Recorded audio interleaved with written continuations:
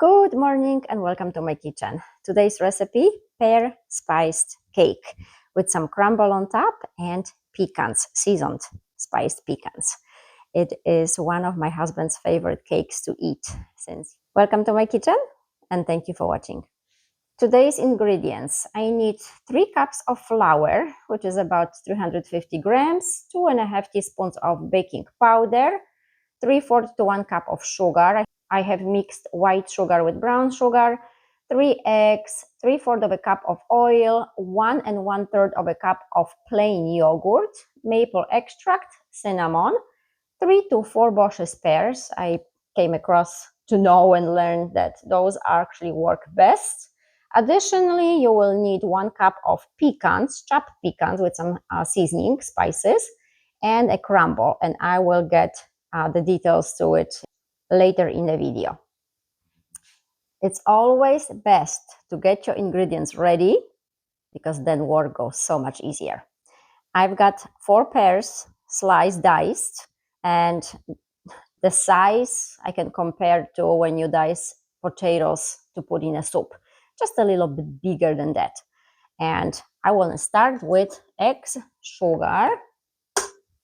So in a mixer, I will beat the eggs and sugar until sugar is dissolved. It might take a few minutes.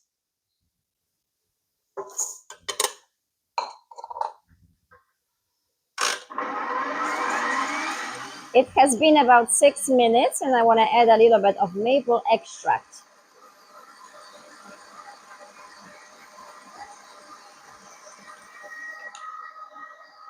Now on slow, I will add the yogurt.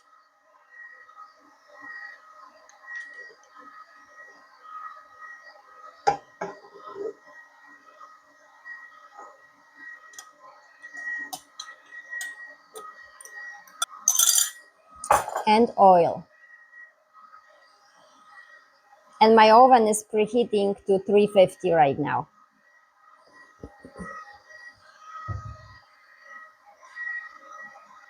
Okay, I can turn it off. Okay, just gently, slowly fold the flour in. You do not want to overmix it.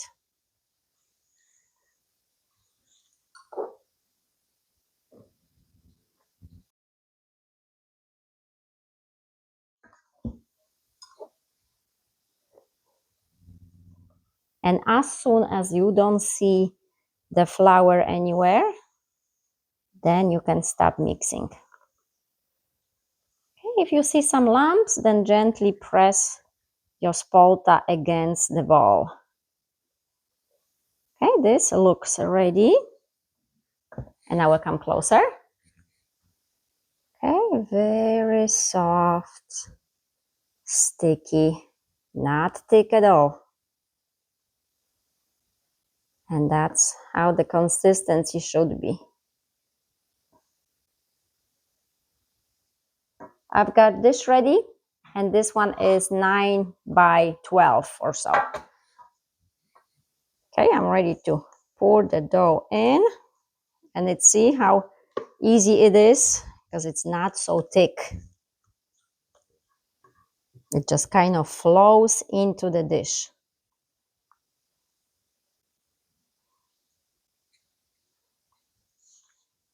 It is too yummy to leave anything behind.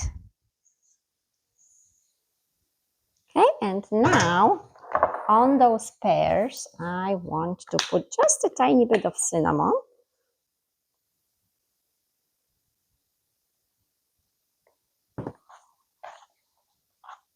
And then put those in. You can press it down a little bit. And try to distribute evenly so every part of that dough has those pears. When you cut a slice, you are sure you will have those yummy pears.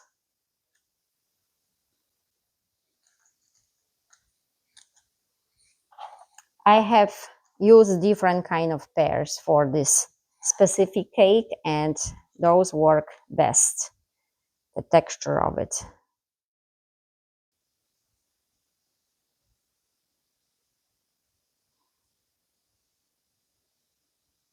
Time to put the crumble and pecans on top. So for crumble, I had about 5 tablespoons of butter on a colder side, half a cup of sugar and half a cup of flour. When you break it down and connect the ingredients, all you have to do to check your crumble is squeeze it. If it stays together, it's kind of glued together, but it breaks very easily, then your crumble is ready, and that's how you want it to be. And for the pecans, I have about a cup of chopped pecans, 1 tablespoon of butter, a teaspoon of cinnamon, and some just pinch of allspice. Allspice is one of the ingredients that if you put too much, it is very overwhelming. So just a pinch of allspice and a tablespoon of honey. And this will be mixed. I will put crumble, pecans, and a little bit of crumble on top, and then it will go into the oven. This is what makes it so yummy, the crunchy texture on the end when you have that cake. So you have a layer of this moist pears, and then the top is crunchy, yummy, spiced nuts. Just works wonderful. So first, I want to put some crumble on top. Almost, I would say, more than half of it.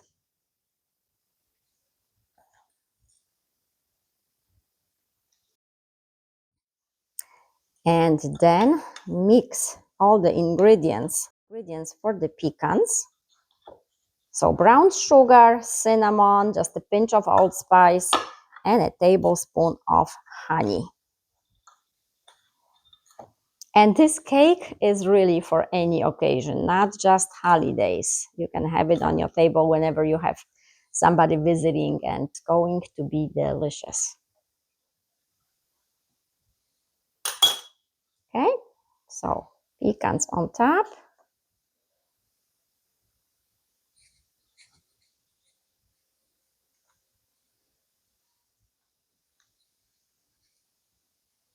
And you will have to break them a little bit so you can get them everywhere.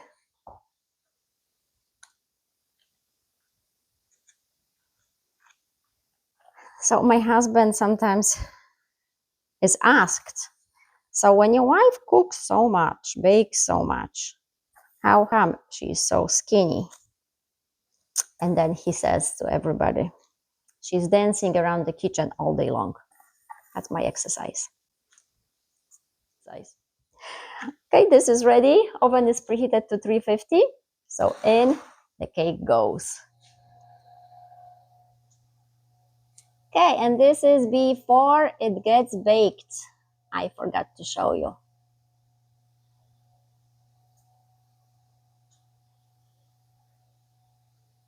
Okay, it's been 45 minutes. I want to take a wooden stick and see if it comes out dry. Not yet. So I will put it for another 5 minutes. This is always the easiest thing to check if your cake is ready. If your stick comes out clean, take it out. If it's not, then leave it for a few more minutes. Okay, it's been 50 minutes for me.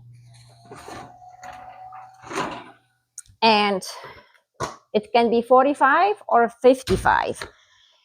Not each oven is created equal. I had few of them, and believe me, they don't work exactly the same. Also, the size of a pan. If you have a little bit smaller, then your cake will be taller, and then you will need 5 minutes longer.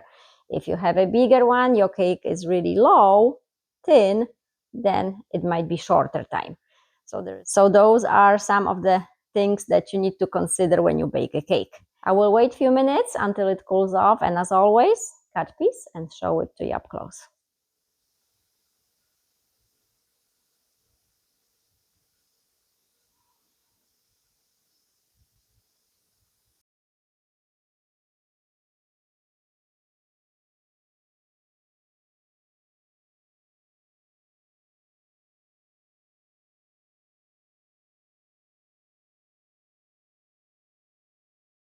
I would like to let you know why I am a big fan of using scale instead of the cups.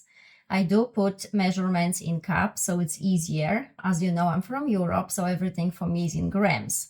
And here in United States, any recipes you have is usually in cups.